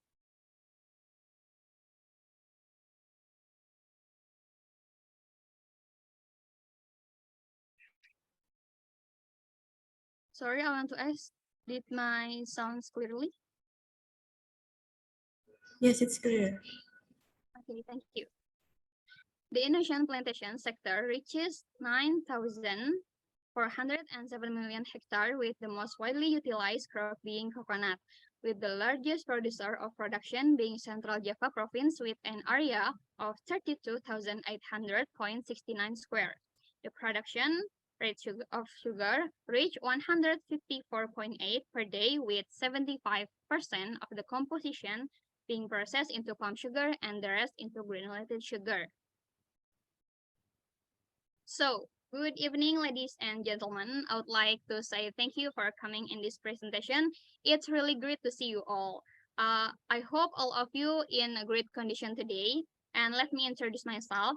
I am Pahita from IPB University, and in this opportunity, I would like to present the use of business model canvas to reformulate business model on SMA Semedo Manise Banyumas. So, this research was located in Semedo village in Banyumas, Regency, Indonesia. The data was taken from September until November 2022. This study uses in the form of company internal data, which includes the interview process with the CEO and also the staff of Semedo Manise. So everything it starts from small medium enterprise in one of village at Banyumas, Semedo. As we know, during the pandemic situation, so many things change very rapidly. Almost every sector in our life changed, very different, include the health sector. People nowadays is more aware about their health and their safety through the pandemic. This thing lead us to be more properly and safety doing activity. From the screen, we know that during the pandemic situation, the sales of organic palm sugar from Semedo Manise was increased rapidly. This opportunity can be maintained and maximized for the sustainability of Semedo Manise and create root healthy lifestyle for many people.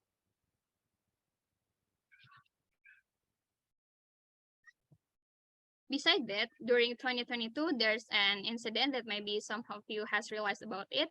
It is war between Russia and Ukraine, and this incident was affected so many palm sugar enterprise, not exception Semedo Manise.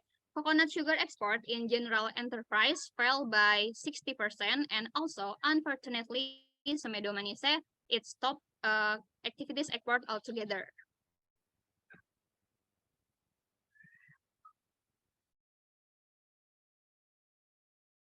So based on the fact, I try to make an impact, not the biggest one, but hopefully this thing will improve the business, operational and business model of Semedo Manise, so they could expand their business more and more. Alternative business model prototype design based on alternative strategies from the result of the SWOT analysis. First is value added proposition offered by the company, and then classification of customer segment more detail, and the last one is optimizing relationship with customer.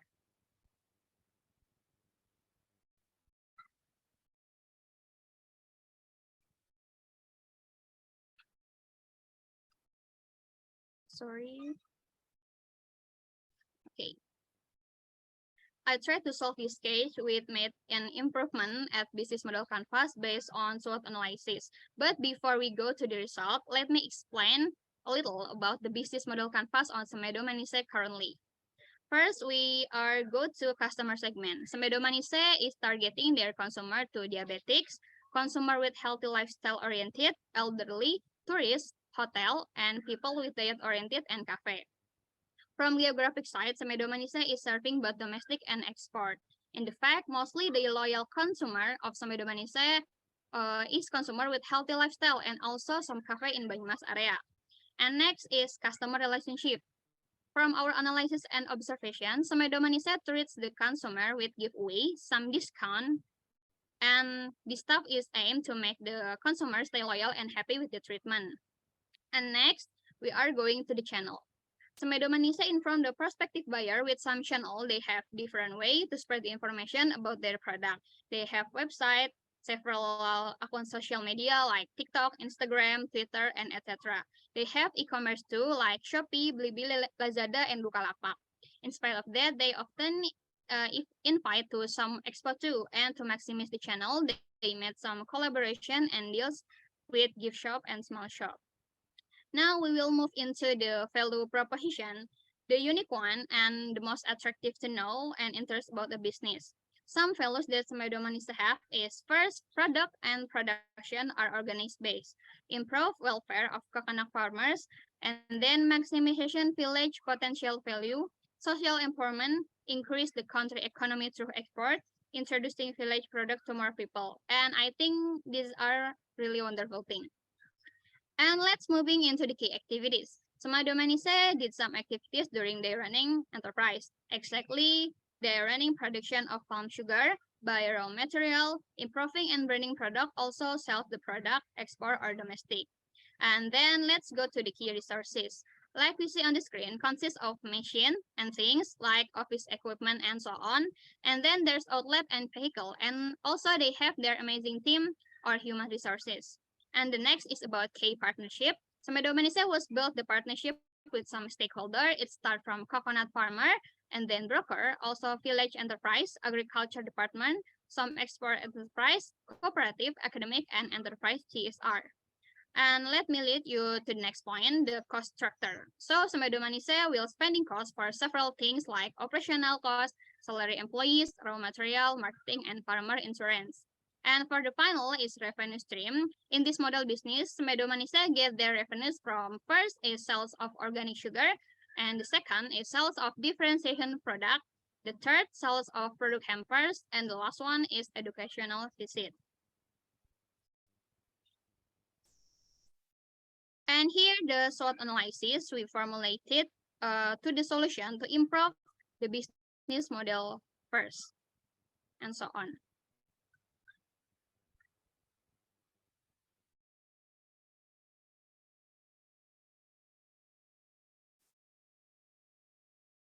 And here, the improvement on business model canvas as Semedo Manise, the field that has been improved and at some point was customer segment. It's added by herbal store, islands, and millennial. And then the field of customer relationship.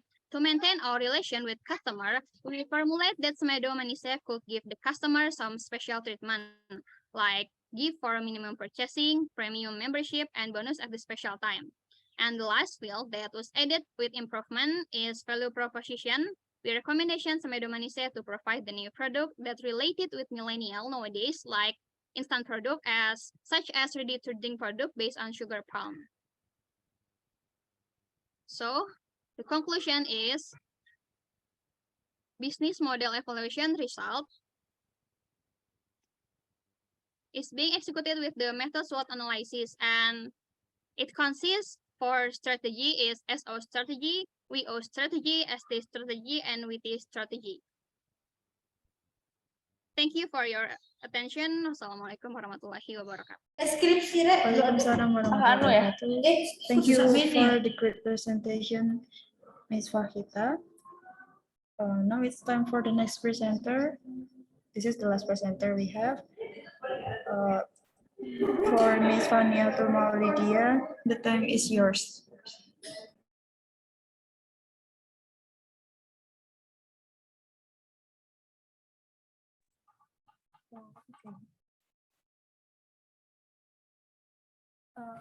For that, because my team Kak Faniatul has a problem, so I will replace her. Assalamualaikum warahmatullahi wabarakatuh. It's an honor to be presenter in this Brawijaya International Student Conference 2022. I am Inggar Prawiraningsi as a presenter for our team from Forest Management, Department of Bioresources, Technology and Veterinar, Vocational College, Gajah Mada University. So in this time, I will explain about our paper. The title is Perceived Forest-Based Ecosystem Services and Attitude Toward Forest in Case Study in Adjacent Village of Gunung Merbabu National Park, Indonesia. That arranged by our team, Elvira Indasari, Faniatul Maulidia, Nanda Mustika, Inaya Arif Widayanti, Azila Divani Purwanto, Elsa Yudiah Permatasari, Enggar Praganisi, and Mr. Prastio Nugroho. Okay, so in the first part, we discussed about the research background. As we know that the forest is an area which there are the plants and animal, based on regulations stipulated by the government. The forest is divided into several areas. One of them is the conservation area. As a conservation area, forests do not only play a role in protecting and preserving, but also provide ecosystem services. These ecosystem services are both provisioning services, regulatory services, and cultural services. One of the area include the conservation forest category is the national park. There is a national park society can manage ecosystem services in surrounding. The benefit of having a national park can be seen from calculating of public perception around. For this reason, this study focused on the statement regarding the influence of forest utilization on the economy and daily life of the community, especially in the communities around Gunung Merbabu National Park or TNGMB. Thus, the final result on this study can be used as a basis to create a new strategy in improving management forest, especially services environment, as well the decision to making policy making. Okay, next is the materials and method section. The first is the study area. So this is a map of the area that we did research on. In this research was carried out in the two villages, namely Tarubatang village and Lenchok village. For the Tarubatang village on the map is the shown in the purple area and the Lenchok village in the pink area. From the Tarubatang village covering the hamlets of Genting, Selo, and Samiran, and the Lenchok village covering the hamlets of Kajor and Grinting, which are located in Boyolali Regency, Selo district, Central Java. The reason why we are choosing this location is because there is interaction between the buffer community and the forest area in Mount Merbabu National Park, the NGM, with a population of 2,762 people and 3,232 people. It can be used as a sample to see the public's perception of environmental services to be able to make a solution to find out how much the community views in maintaining exciting environmental services. Next is still in the method section. In the data collection section, data was collected using a questionnaire method that includes several questions, such as covering a series of socio-demographic profile respondents, perception of environmental services felt by the community from national park, attitude of local people toward national parks, and the benefit felt by the community. Then the selection of the respondent using the accidental sampling. Interview were carried out face-to-face using local and national languages, which is Javanese and Bahasa Indonesia. Next part in the data analysis. Data analysis was carried out statistically descriptively to outline the socio-demographic profile as respondent, which includes aspects of usefulness, perceived ecosystem services, stratification with management, and community with a national park. Correlation between local and attitude variable were analysis using ranks per month, while socio-demographic profile were encoded in the data category. This is for the data category table. For the gender, age, formal education, monthly income, job, community involvement in GMNP, intensive of activity, and the distance of the houses of GNNP. For the category include code gender, 1 is for female, 2 is for male, age 1 is for 17 to 25 years, 2 is for greater than 25 to 35 years, 3 is for greater than 35 years, 4 is for greater than 45 to 55 years, and 5 is for greater than 55 years. Okay. Next, this is the result and discussion part. In the first table, it is a table regarding the socio-demographic profile on the respondents.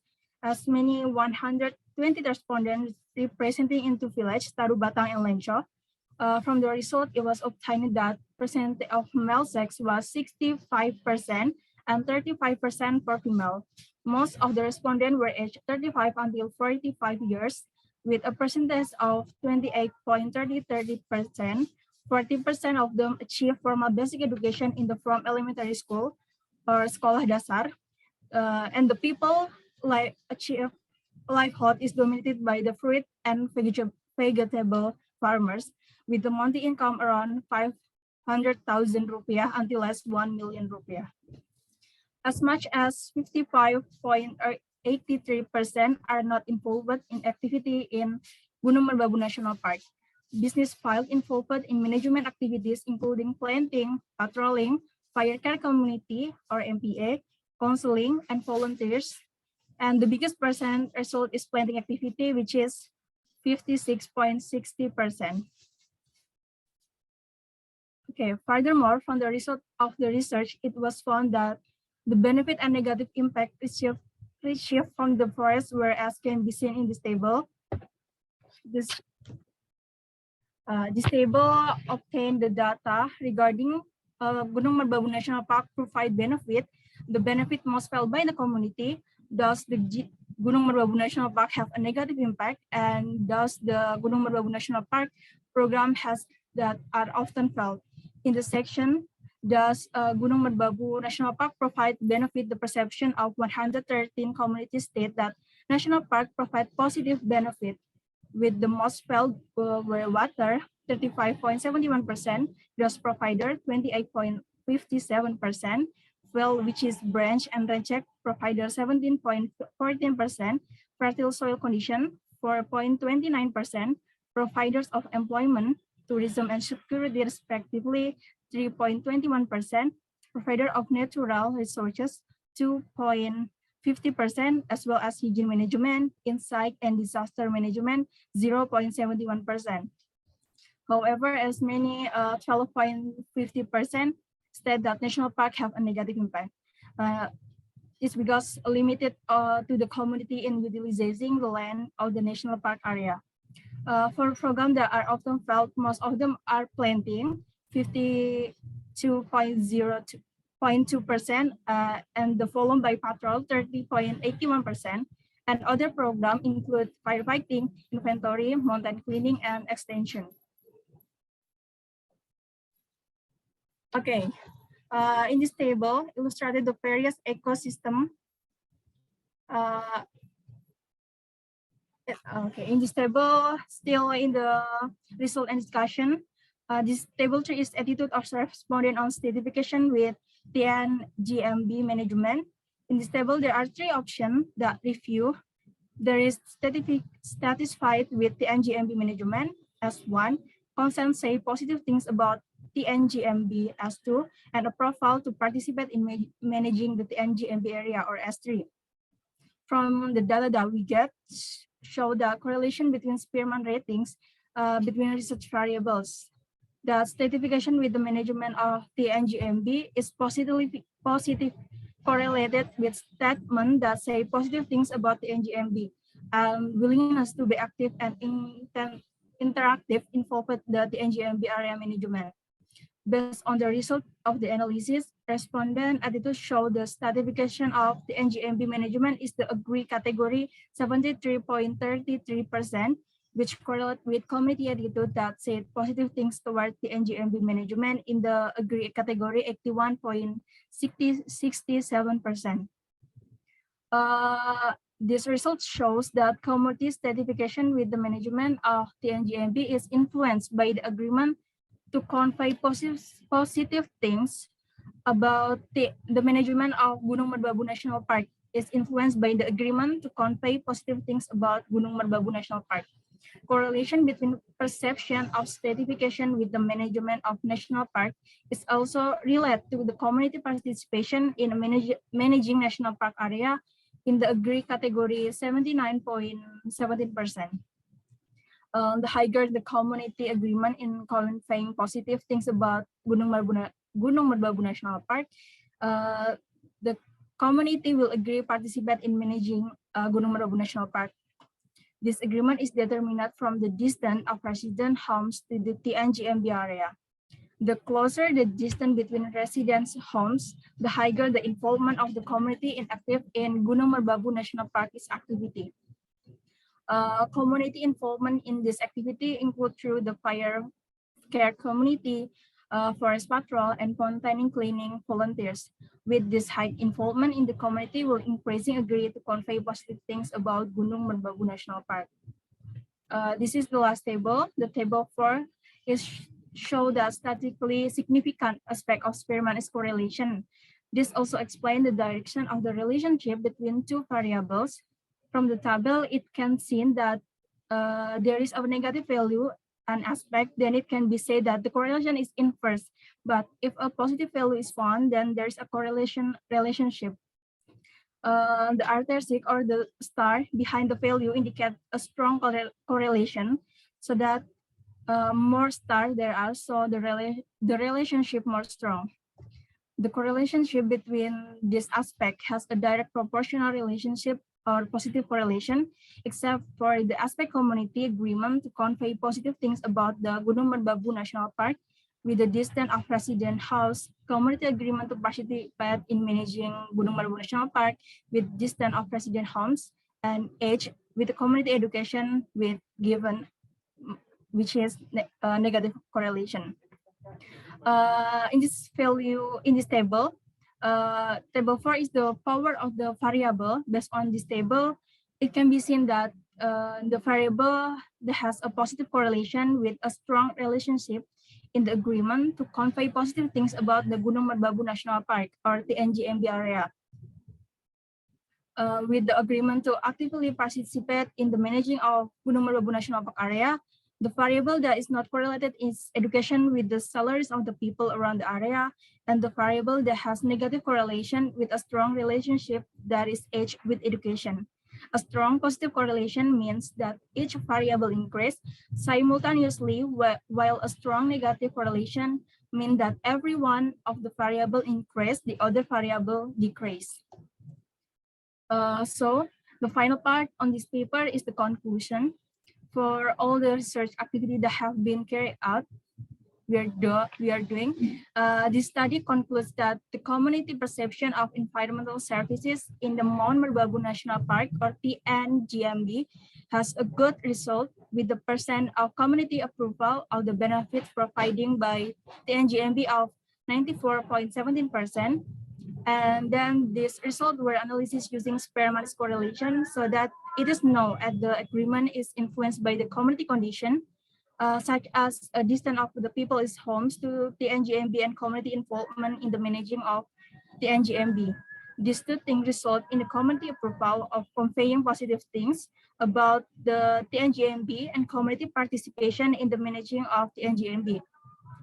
I think that's all my presentation about our paper. Sorry if the explanation is too fast. Thank you for a great attention. Wassalamualaikum warahmatullahi wabarakatuh. Waalaikumsalam warahmatullahi wabarakatuh. Thank you for the great presentation, Ms. Enggar. Okay. So, and that's all for today.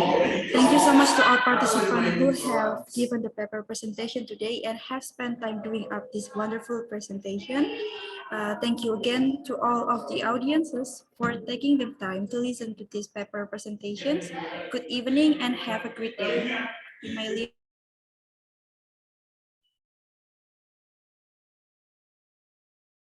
Thank you very much.